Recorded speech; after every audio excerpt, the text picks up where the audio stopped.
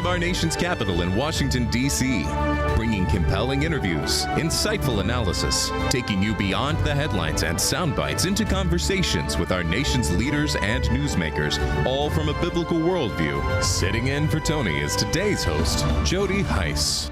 If Republicans are serious about the very reasonable demands Democrats have put forward on ICE, then there is no good reason we can't come together very quickly to produce legislation. It should take less than 2 weeks because what we're asking for is very simple, and our Republican colleagues know that we need to make changes. Well, that was Senate Minority Leader Chuck Schumer earlier today talking about Democrats' request for ICE reforms as the shutdown deadline looms.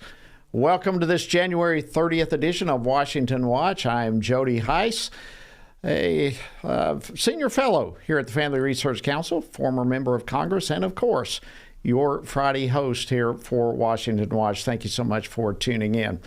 Coming up, a funding deal that is backed by Senate Democrats as well as President Trump is set to pass sometime tonight as the clock certainly continues to tick toward the midnight deadline. But still, a partial U.S. government shutdown is expected to begin tonight as the House is not scheduled to return until Monday. So what happens next? Well, Congressman Pete Sessions from Texas will be joining me in just a few moments to break all of that down for us. Plus, Dr. David Clawson will join me for our weekly Biblical Worldview segment to analyze this week's news headlines through the lens of Scripture, including today's arrest of former CNN anchor Don Lemon for his role in the protests that disrupted a church service in Minnesota.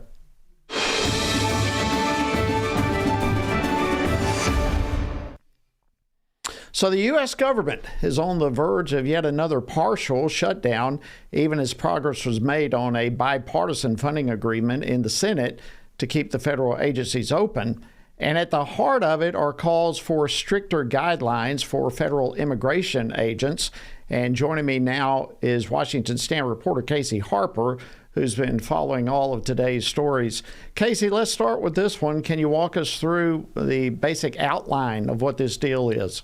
Sure, Jody. This is a big story we've been following closely. So this bipartisan deal would allow Congress to pass a spending bill that covers a wide swath of government operations, from the military to their health programs, while they negotiate these new limits on Trump's immigration crackdown via ICE, which expires at midnight. Here's one of your favorite guys, Senate Democratic leader Chuck Schumer. I hope we can get voting quickly here in the Senate today so we can move forward on the important work of reining in ICE. The clock is ticking, the nation is waiting, and the abuses of ICE must come to an end. So what reforms are Democrats asking for? Well, they want to end these roving ICE patrols, which inevitably end up bumping into protesters. They also want to require body cameras on these agents and prevent them from covering their faces. They also want to require immigration agents to get a search warrant from a judge rather than from their own officials, an administrative warrant. And those ideas are things that, Jody, Republicans say they could be open to. Well, we will certainly keep a watch on all of that as it unfolds. Casey, also today, President Trump tapped a new head for the U.S. Central Bank, former Federal Reserve Governor Kevin Warsh. If that appointment goes through, what could this mean for interest rates, among other things? Well, the president has consistently called for lower interest rates. That's no secret. And reporters in the Oval Office actually asked him that very question today. Here's a clip from the president. We talk about it, and I've been following them, and I don't want to ask him that question. I think it's inappropriate, probably. It probably would be allowed, but I want to keep it nice and pure. But he certainly wants to cut rates. I've been watching him for a long time. Now, that question of purity is something Democrats are concerned about. Senator Chuck Schumer warned that Warsh would have to make it clear that he would be independent from President Trump in his leadership. Now, if he is approved by the Senate, he would replace Jerome Powell after Powell's leadership term ends in May. All right. One more question for you before I let you go, Casey. Former CNN anchor Don Lemon, of course, has been arrested for his involvement in a protest at City's Church in St. Paul, Minnesota. Can you fill us in on some of the latest developments there? Sure, Jody. That arrest did come after he invaded that church in St. Paul, Minnesota, where him and other protesters disrupted a worship service that was going on there. They were protesting the fact that one of the elders at that church was working for ICE. Now, according to the DOJ and to a DOJ official, Lemon is being charged with conspiring to deprive others of their civil rights and violating the FACE Act by allegedly obstructing access to a house of worship. Lemon is expected to have his day in court in Los Angeles, Jody. Casey, thank you so much, as always, for keeping us up to speed on what's going on. We appreciate it. Thanks. All right, I want to turn attention now back to the government funding battle and get an assessment from a member of the House. Joining me now to discuss this and more is Congressman Pete Sessions. He's a member of the House Financial Services Committee, as well as the Oversight and Reform Committee. He represents the 17th Congressional District of the great state of Texas. Congressman Sessions, welcome back to Washington Watch. Always great to see you, my friend. Congressman, thank you very much. We're freezing cold in Texas, but you know, the rest of the country is not enjoying much better. So my best to you, and I hope you're good today. Yeah, we are doing great. All right, let's start with this whole funding battle. Sheriff, what's the latest? What have you been hearing? Well, the latest is to go back a full week, Jody. The House passed on a bipartisan basis 6 funding bills, DHS, DOD, all of these bills. And then we went on, in essence, back home work. And the Senate that had been on break now goes in this week. Of course, we know then what happened is we had the shootings that occurred in Minnesota, which changed the calculus for Democrats' agreement to vote on a bipartisan basis.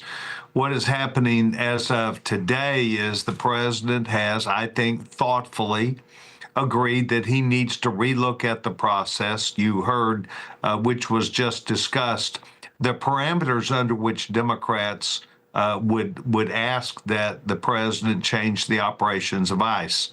I would also equally ask, if I were the president, and we need to get an understanding that we know that these protesters want to come and obstruct and get in the way of what ICE is doing.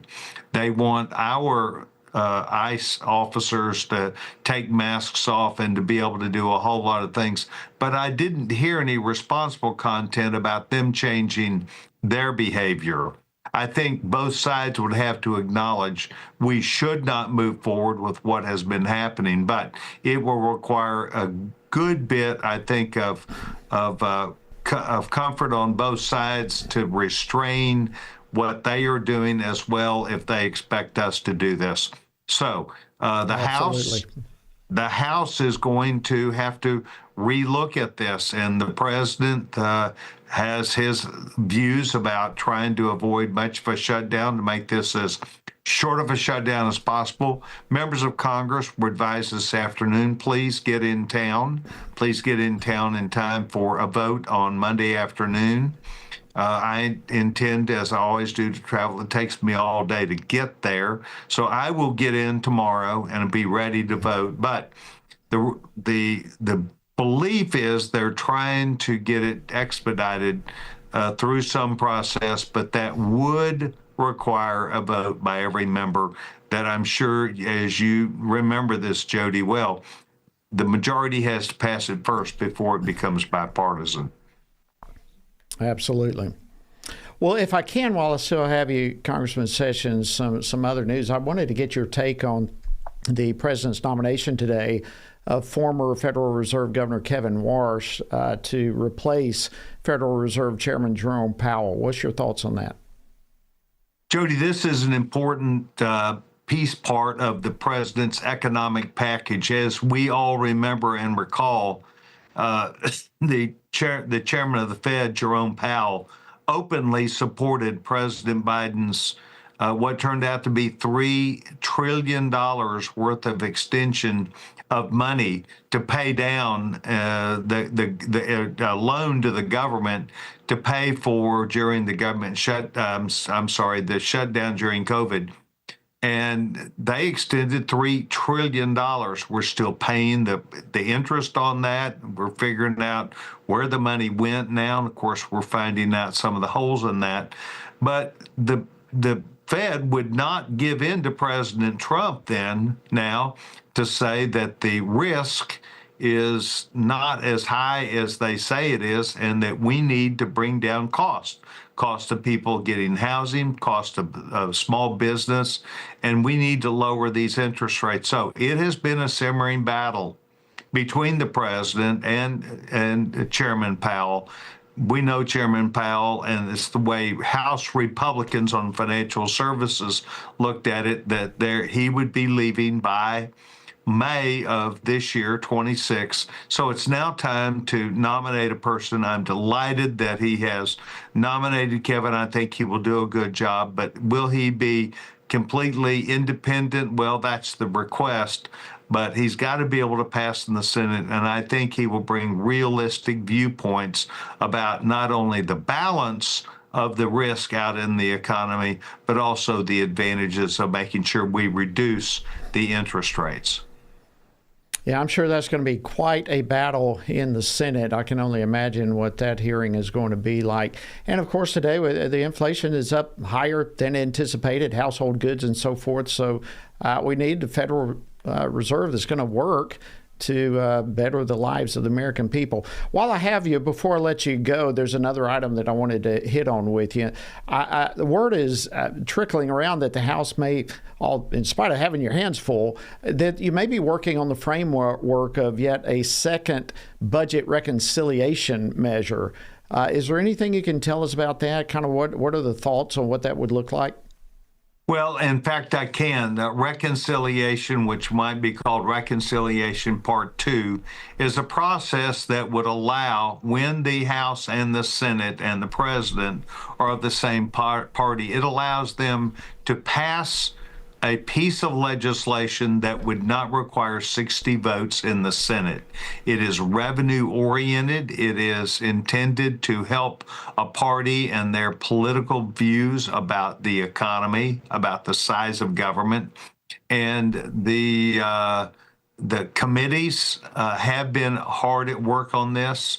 But essentially, a lot of work that is done, an organization you and I belong to called the RSC.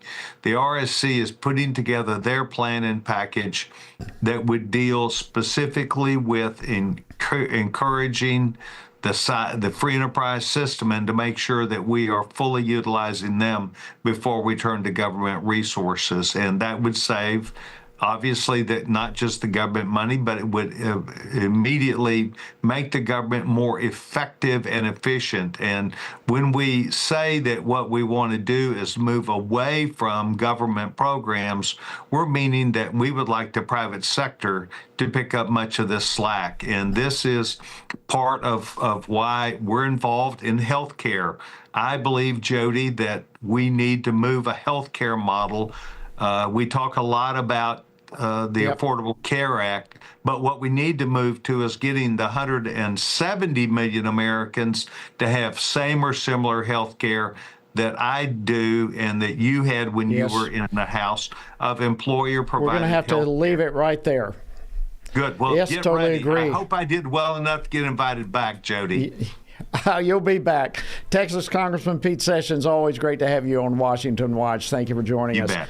All right, friends, coming up, the FBI executed a search warrant at an elections operations center in Fulton County, Georgia. Why is this big news? We'll stick around.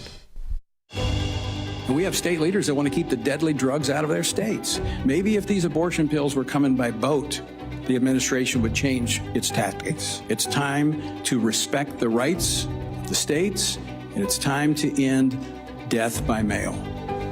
Family Research Council President Tony Perkins, alongside Senator Lindsey Graham, led a press conference on Capitol Hill, urging the Trump administration to end the Biden-era policies that have allowed dangerous abortion drugs to be shipped across state lines.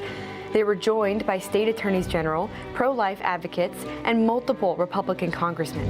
There are more abortions today in the United States than when Roe versus Wade was the law of the land. And why is that? It's because of the chemical abortion drug mifepristone. Nearly 70% of the abortions that are committed in the United States today are committed because of mifepristone. The federal government is allowing a chemical abortion pill to be sent through the mail that wipes out every state unborn protection law in the land. It's harder to ship alcohol in this country than it is to ship the abortion pill, and that should never be the case. This is a drug that takes the life of every child, so there is always a death that's involved in this drug, but is also incredibly dangerous for the mom as well. We think that should require a doctor to be able to get access to this drug. As a doctor, I think it's essential that there be human contact before the pill is prescribed. It's not about a national abortion ban. It's about validating Dobbs and preventing other states from nullifying the legislative policy choices that have been made by our states and facilitating the illegal, unethical, and dangerous drug trafficking of abortion pills into our states without any medical oversight whatsoever. We can simply fix this if we have the courage to do it. So what are all of us telling the administration? You've been a great pro-life president, Mr. President. It's now time to deal with this issue. We want to protect life, and we want to give voice to the American people and their right to protect life, state by state, city by city, and yes, here in the United States Congress. That's what this fight is about. Let your voice be heard. Text LIFE to 67742. Sign the petition. Tell the Trump administration to act.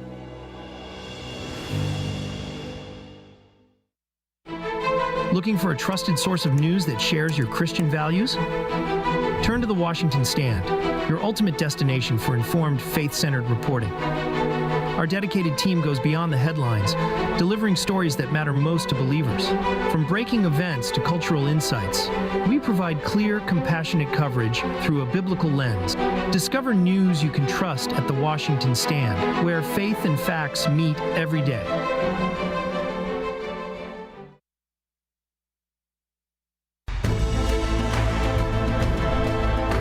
You're tuned in to Washington Watch. Thank you so much for joining us. I am your Friday host, Jody Heiss. Again, an honor to have you on board with us today. All right, earlier this week, the FBI executed a search warrant at an elections operations center in Fulton County, Georgia. They're seeking records related to the 2020 presidential election. Now, you may recall that Fulton County became literally ground zero for the 2020 election concerns and complaints. Many were suspecting that the elections there were at best lacking transparency and at worst completely fraudulent. So what can we make of this latest development with the FBI? Well, joining me now to discuss this is Cleta Mitchell. She's a senior legal fellow at the Conservative Partner Institute and founder of the Election Integrity Network. Cleta, welcome back to Washington Watch. Great to have you join us. Thank you, Jody. It's always nice to be with you. So let's start with this, Cleta. Can you share with our viewers and our listeners what led us to this point of the FBI raiding the election headquarters? Well, this goes back to 2020. There has been an effort going on since November of 2020 to get access to the records and the ballots because it is Fulton County basically conducted a completely fraudulent election. I can go through some of the specifics, but Voter GA filed an action in November of maybe December of 2020 to get the judge to issue a court order, a protective order to prohibit the destruction of the ballots and the election materials. That order, that protective order was issued, if you can believe it, on January 6th of 2021. That's why these records are still, we're still in the election warehouse, the Fulton County Election Board and the court clerk of Fulton County. They share a warehouse. And so these records are supposed to have been preserved. And the reason is because I just want to read you just a couple of bullet points about what the problems in Fulton County have been. Let's start with the fact that the day after the election, November 4th of 2020, Brad Raffensperger said on the Today Show that there were only 94,000 ballots left to be counted in Georgia. When the results were completed, there were 500,000 more ballots than he had said were still outstanding. And so if you look at Fulton County, we know that what happened all over the state was that the digital images of the ballots were destroyed almost instantaneously after the election, which is a violation of federal and state law in Georgia. But then I just want to share with you some information about some of the problems that existed in Fulton County. They have no digital record for all the votes cast in person, which is 300 and almost 400,000 ballot images that were destroyed. The official returns, tabulator closing tapes for all tabulation are fraudulent, invalid, and uncertified. Now, let me tell you why that statement, what that means. When you have a tabulator, Georgia law requires that there be an opening tape that shows 0 votes, that this tabulator starting with 0 before the ballots are starting to be inserted in the tabulator. There are no opening tabulator tapes. And then you have closing tapes that are required that are supposed to be signed by the poll manager and 2 poll workers. 3 people are supposed to sign every tape agreeing they're looking at the tape, and that is supposed to tell what the total number of ballots were that were processed and tabulated by that machine for that. And every machine, every tabulator has a serial number. And when you print those tabulator tapes, it has the serial number, the date and time. It has the number of ballots tabulated, and it's supposed to be signed. You have some tabulator tapes that have the same serial number that says that they were at different polling locations. That is impossible. One tabulator cannot be at 2 physical locations at the same time. So that's fraudulent. So I could go on and on. In fact, there was just a report filed last night by a researcher who has been working on this for 5 years, has filed many complaints with the state election board, and he pulled together all of the complaints. And if people want to read that, I don't know where else it's posted, but it's posted on his Twitter account, which is at Kevin Moncla, Moncla. It's a 263-page report, but the first 14 pages tells you all you need to know about the problems. And finally, that's why the FBI went in. Yeah, I saw part of that report. It's stunning. Everything you're talking about, Cleta, is absolutely horrifying. It seems to me, and I'm no judge, no attorney, but it seems to me somebody's going to be in big trouble over this, or probably ought to be. At least some folks end up in jail with this. So let's land on this. We've got less than 2 minutes here, but we have midterm elections. We've got election integrity. How would you describe the state of election integrity right now as we're headed into this midterm? If you're talking about Fulton County, it's terrible. It's still terrible. They are still not providing transparency and accountability. They're not following the law. They're supposed to provide certain documents to the members of the Board of Registration and Election so that they can tell whether or not the number of voters who signed up to vote, who registered as signing up, matches the number of ballots issued at every polling place. They will not provide that information. And so, look, it varies in different places. We've made a lot of progress in a lot of places in the country where we have active citizen involvement and oversight of these elections. Fulton County is still ground zero for a complete mess of an election.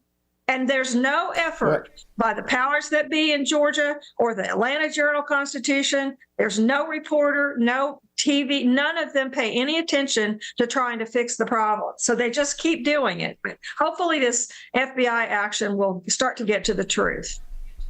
Yeah, I think it absolutely will. That's the purpose of it, and I think it is going to get to the bottom of it. Thank you so much, Cleta Mitchell, founder of the Election Integrity Network.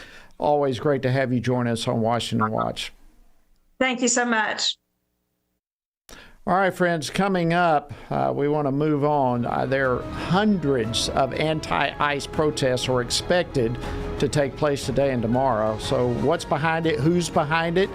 All these demonstrations, well, we'll discuss that next. So stay tuned. From the beginning, America has understood that liberty flourishes only when grounded in faith, humility, and dependence on the Lord. America needs God. So in 2026, as our nation marks the 250th anniversary of America's founding, we pause not simply to celebrate history, but to seek the God who gave it purpose. Family Research Council invites you to join us online Wednesday, February 4th at 7 a.m. Eastern Time for the 4th annual National Gathering for Prayer and Repentance in Washington, D.C. This sacred gathering will bring together members of the U.S. Congress, state leaders, evangelical leaders, and intercessors from across the nation. United as one voice, we will seek the Lord together, praying for all 50 states that God might bless the next 250 years of our historic nation. To watch the live stream, visit praydc.org. That's praydc.org. What is God's role in government?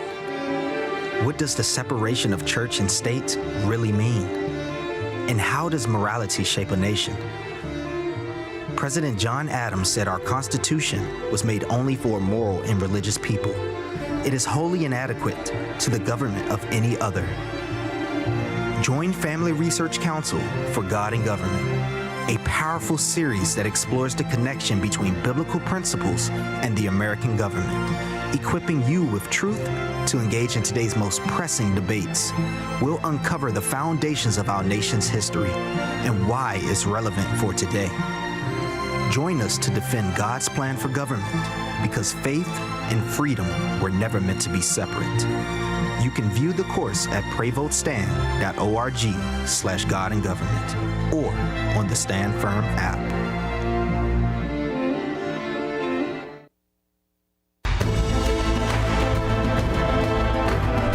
Welcome back to Washington Watch. I'm your Friday host, Jody Heiss. Thank you so much for tuning in today.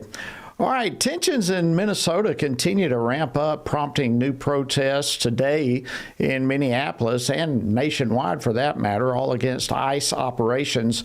And of course, all of this is following 2 shooting deaths this month, both of which involve federal agents.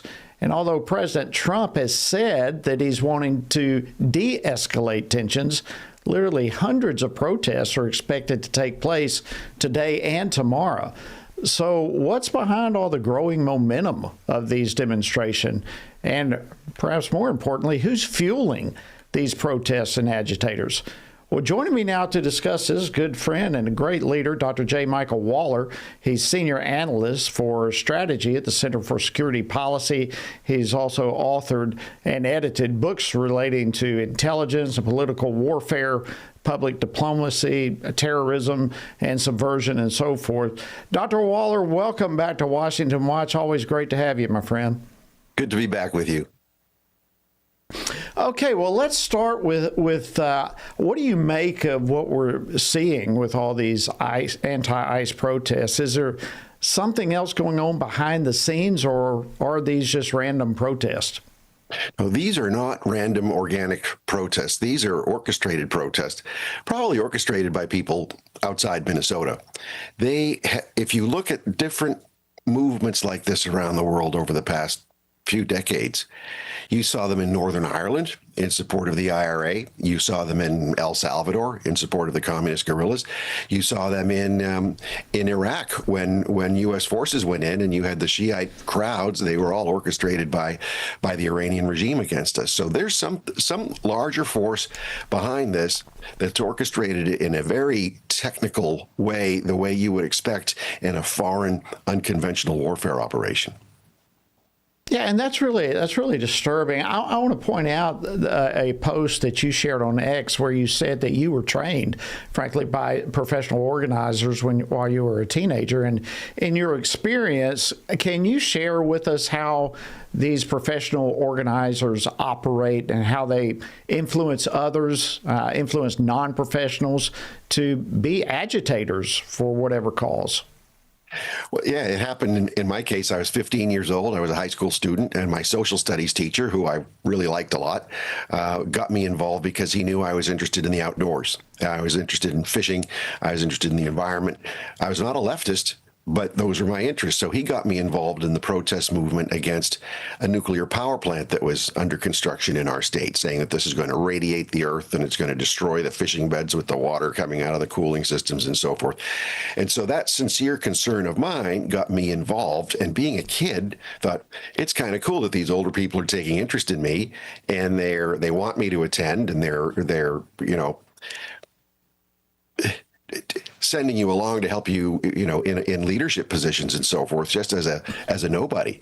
And I was able to express in what I thought was a really edgy kind of way my concerns about the environment, which were real, but they were naive. And it wasn't until I was put through what I later learned was a struggle session, where these were actual communist organizers, professionals who'd come in from California to New England, specifically to train dupes and useful idiots like me to become militant agitators. So I broke with them. So is it fair to say that many of these people are simply getting manipulated to join these protests and actually are being used for political purposes? Sure. And that's always been the case with political warfare. It's never the organizers who get bagged. They never get shot. They never get arrested. It's a combination of very sincere people, some of the kindest people in the world you'll find in these movements. They're just dupes. But there are also a lot of people with a lot of anger, deep-set anger against, something in their personal lives or the government or the system or something else.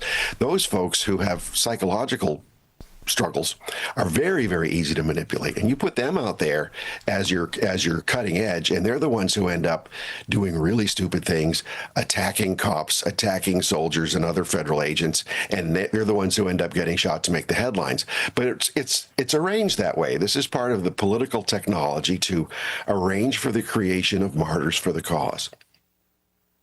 Oh, we're hearing now that even the Chinese Communist Party is allegedly bankrolling some of these protesters, and there are other socialist groups and so forth, left-wing groups that are supposedly behind all of this. Do those who are funding and encouraging these agitators, do they want to escalate violence? Do they at all care about the safety of those who are both agitating and who are being agitated? Those types of funders, no, they want this to happen. They want to polarize. They want to break apart society. They want to set our society against itself so that we don't even identify as Americans with each other anymore. They want to fuel all of this. And you saw it coming from really all our lives, right? You had the anti-war protesters in the 1960s. They had a real cause. There was a draft. It was an unjust draft. It was a war that President Johnson was kind of covering up and lying about, and then Nixon inherits it.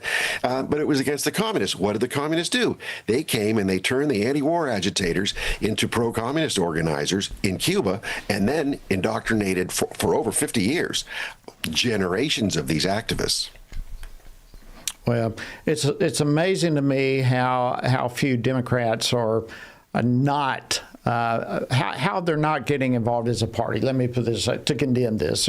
They seem to be behind it, and this seems to be in and of itself almost like a spiritual experience. This is the type of thing that happens when God is left out of the equation in our country. This is a type of thing that happens. I want to thank you, Dr. J. Michael Waller, Senior Analyst for Strategy at the Center for Security Policy.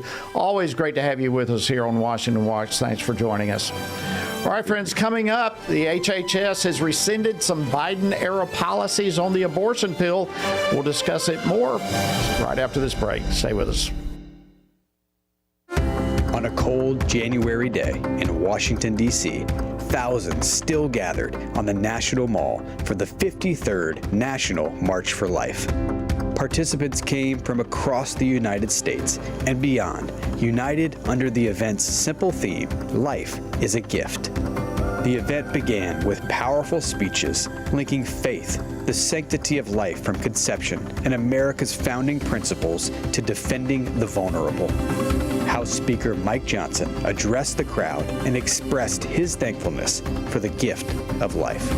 I was the product of an unplanned teen pregnancy exactly 1 year before Roe in January of 1972. And a lot of people try to convince my very young parents that they should just take care of that problem. But I am eternally grateful that they allowed me the chance at life. Think of the millions of children that did not have that same opportunity. And every single child deserves the opportunity to fulfill their God-given potential. And it is up to us to defend that freedom and that right. The stage welcomed numerous members of Congress, as well as Vice President J.D. Vance, who highlighted God's design for the family. We know that family is not just the source of a great joy, but it's part of God's design for men and women, a design that extends outward from the family to our neighborhoods, to our communities, and to the United States of America itself. Representative Andrew Clyde stressed the government's duty to secure and defend life. It's in the birth certificate of our nation that says that government's responsibility is to protect life. And for so long, government has been giving, people the authority to destroy life through Roe v. Wade. And the Dobbs decision, the incredible Dobbs decision, reversed that from the federal level. And so, finally, government is here under the Trump administration defending life. And that's what we're supposed to be doing. Representative Michael Cloud urged perseverance in the battle to protect life. Our job is to be the watchman on the wall, so to speak, and to stand for life, to stand for principles of truth and righteousness. And so there's never going to be a point where we can think our job is done. We don't get weary in well-doing. We know we'll get, the rest of that scripture goes, you'll reap a reward if you don't faint. Family Research Council will always march and stand for life, because every life is a gift. Since the overturning of Roe v. Wade, much has been achieved in this march for life, but the work is far from finished. We must remain unwavering in our commitment to stand for what God has given, this precious gift of life.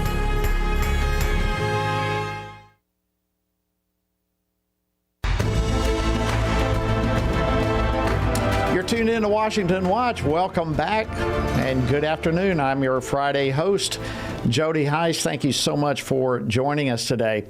Okay, before I get to my final guest, I want to encourage you to join us and or pray for us.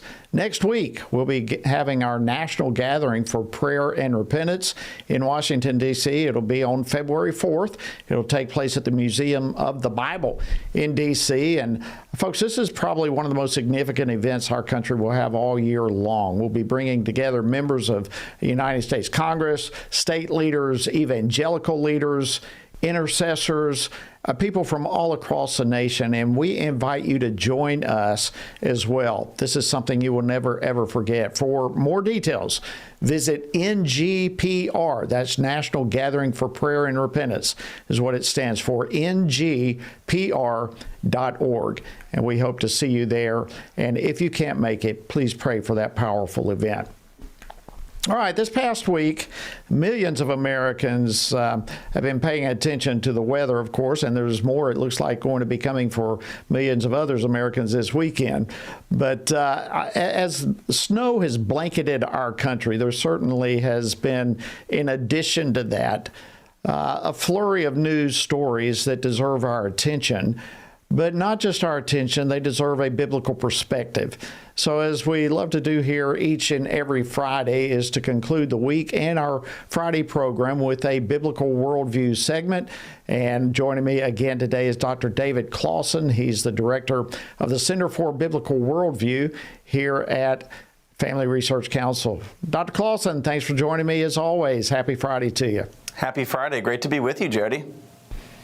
All right, listen, before we get started, I want to begin with a clip. As we all know, Don Lemon was arrested, former anchor at CNN. He was arrested this past week for his role in the protest that took place at a church during a church service. Let me play this clip and then get your reaction. Make no mistake, under President Trump's leadership and this administration, you have the right to worship freely and safely. And if I haven't been clear already, if you violate that sacred right, we are coming after you. All right, we're coming after you. What's your overall reaction to this? And then broaden it a little bit more. How should Christians respond to this? Well, Jody, as a Baptist, one of my deepest convictions is religious freedom. I think the Baptist Faith and Message says it best, that a free church and a free state is the Christian ideal. And so what the Attorney General said right there, again, is music to my ears. And I think all believers and those who are not believers either should want the Attorney General of the United States to be enforcing the laws of this nation, to be protecting our First Amendment rights, which the first is the freedom of religion. And so I think that's just really important, very encouraging to see from Pam Bondi. In regards to Don Lemon, the former CNN anchor, I'm not really surprised by this news, Jody. Just to be clear, it was a federal jury that has indicted Don Lemon. My understanding, he was arrested last night. I guess turned himself in now, and my understanding is he's now facing two charges. One is conspiracy to deprive others of their civil rights, meaning those churchgoers, and then he's also being charged with interfering with someone's religious freedom. So that would obviously be a charge under the FACE Act. And Jody, you know this, I'm not a lawyer, but I imagine the government's going to have a pretty strong case here. There are several videos circulating on X of Don Lemon in the parking lot a while before the church service starts, having interactions with these protesters. I saw even in one video, a video of him walking up to the leader of the protest, Nikema Levy-Armstrong, who has also been arrested. He walks up to her, kisses her, and then interviews her. And so I think there's going to be a lot of video evidence that Don Lemon clearly broke the law. And I think probably the most important thing is, even when Don Lemon was interviewing the church's pastor, Jonathan Parnell asked Don Lemon to leave. And instead of leaving immediately, he spends the next 9 or 10 minutes in the church, harassing members of the church. I know one woman who was fleeing the church even broke her arm. So again, Don Lemon was squarely in the middle of all this chaos. And so I guess the final thing I'd say, Jody, is, of course, Don Lemon is not a sympathetic figure for those of us who are social conservatives.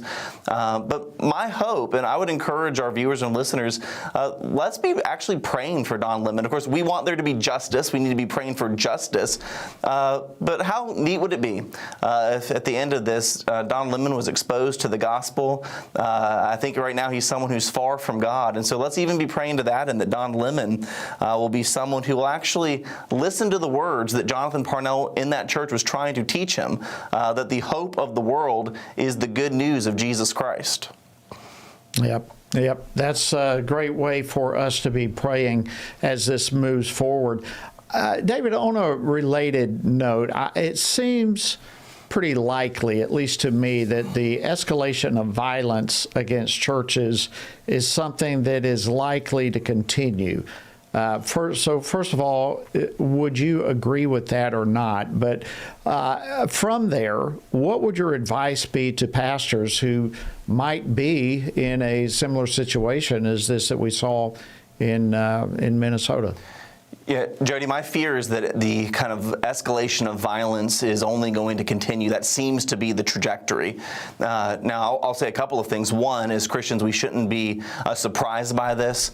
John 15 and 16, some of the last words Jesus shared with his disciples before he went across the Kidron Valley into the Garden of Gethsemane is that as they persecuted me, they're going to persecute you. And that's, the history of the church is one of persecution. In this country, we've enjoyed kind of unusual stretch of time where we've had religious freedom and the ability to not be molested in our houses of worship. And so I do think the last few weeks have opened the eyes of a lot of pastors, a lot of ministry leaders, as far as what we ought to be doing and how we ought to be preparing. My friend Andrew Walker, professor at Southern Seminary, had a really helpful post on his X account where he specifically talked about issues related to church security in light of what happened in Minneapolis at City's Church. I would commend his post to pastors and ministry leaders. My conviction now, Jody, is that every church really needs to have a security plan in place, whether that's off-duty law enforcement personnel, whether it's retired law enforcement folks who are members of your church. You need to have a plan in place, policies in place to make sure that you are protecting the children who are entrusted to your congregation. Every church has children, the elderly, those who are going to be unsuspecting, and I think it's the obligation of the shepherds, of the under-shepherds of the church, to be thinking along these lines. How do we protect the flock? I think that's the thing that continues to stand out to me, Jody, as I reflect on what happened in Minneapolis. Those images of those children who are just terrified, teenagers who are crying, trying to get out the back of the church because they didn't know what was happening. And so let me give you actually a scripture that comes, Acts 20. That's actually when Paul was talking to the Ephesian elders, and he's giving them this exhortation there on the beach, and he tells them they ought to protect the flock. And I think in the 21st century, Jody, part of protecting the flock is having this plan in place. And I think this is especially crucial, Jody, for churches in places where Christian convictions are under attack even more. If you have a church in the Northeast or on the West Coast, I think it's even more incumbent. If your church has spoken out on the life issue or issues related to human sexuality in the family, I think it's really, really important and part of your duty to protect the flock to make sure that there's an actual security plan that your church has in place. Good advice, and I would just add to we need to have a plan, but we do not need to be fearful. Right. God is with us, and He has not forsaken us, and that would apply individually and corporately. This is not a time to stay away from church. This is time to continue going and praying for our leaders, our country, our church family, our communities where we live, and to do so without a spirit of fear, which of course God has not given us a spirit of fear. David, if I can switch gears with you here real quickly. Earlier this week, I know the Department of Human Health Services rescinded, and we're so grateful for this, a Biden-era rule that was related to the abortion drug. And, of course, you and I have talked about this for a long time here on Friday afternoon. And I know you've actually played a key role in crafting a significant Southern Baptist Convention resolution on chemical abortion last year. But can you just take a moment and explain to our audience what HHS did and why this rule matters so much? Yeah, so Jody, the whole history of this goes back to 2022 with the Dobbs decision. Of course, the Dobbs decision overturned Roe v. Wade. The decision for abortion policy went back to the people and their elected representatives. We need to remember that in response to that, the Biden administration really took an all-government approach when it came to expanding access to abortion in every department, at every level of the federal government, including HHS. And so what happened in the aftermath of the Dobbs decision is that the Biden administration put out this rule that said pharmacies that receive federal funds had to keep in stock and dispense the abortion drug. Again, this is the drug that we've talked about, mifepristone.